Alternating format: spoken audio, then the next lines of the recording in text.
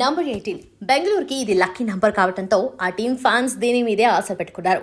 దీని గురించి తెగ డిస్కస్ చేస్తున్నారు. 2013 మే 18వ తేదీన సిఎస్కేతో జరిగిన మ్యాచ్లో ఆర్సీబీ నెగ్గింది.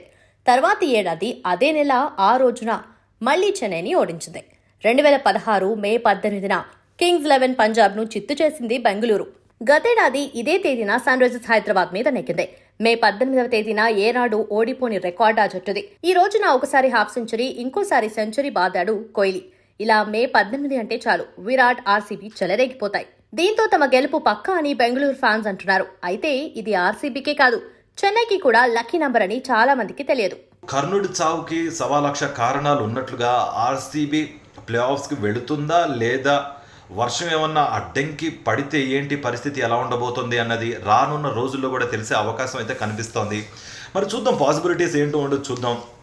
మెయిన్గా ఆర్సీబీ ప్లే ఆఫ్స్కి వెళ్ళాలంటే విరాట్ కోహ్లీ జెర్సీకి ఆర్సీబీ ప్లే ఆఫ్స్కి వెళ్ళడానికి చాలా దగ్గర సంబంధం ఉండండి.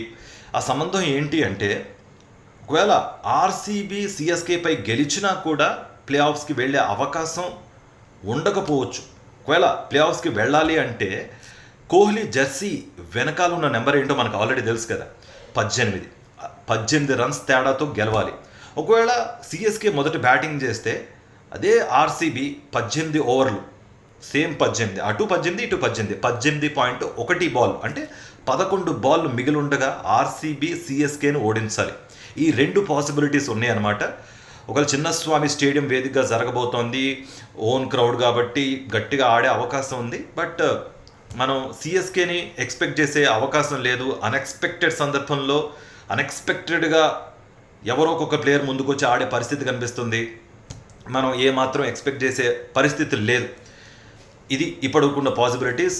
లోపల జట్టు కూర్పు కానీ ఏది ఎలా ఉండబోతుందో ఆల్రెడీ వాళ్ళు ఆ టైంలో తీసుకునే నిర్ణయాలు బట్టి ఉంటుంది, అది మనం పక్కన పెట్టేద్దాం. బట్ ఒకవేళ వర్షం కారణంగా ఆర్సీబీ సిఎస్కే మ్యాచ్ ఆగిపోతే పరిస్థితి ఏంటి అనేది ఇప్పుడు చాలా ప్రశ్నార్థకంగా మారింది.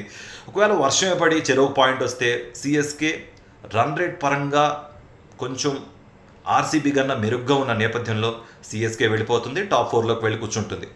ఒకవేళ నెక్స్ట్ మ్యాచ్ ఇప్పుడు ఒకవేళ ఆర్ఆర్ కనుక కేకేఆర్ చేతిలో ఓడిపోతే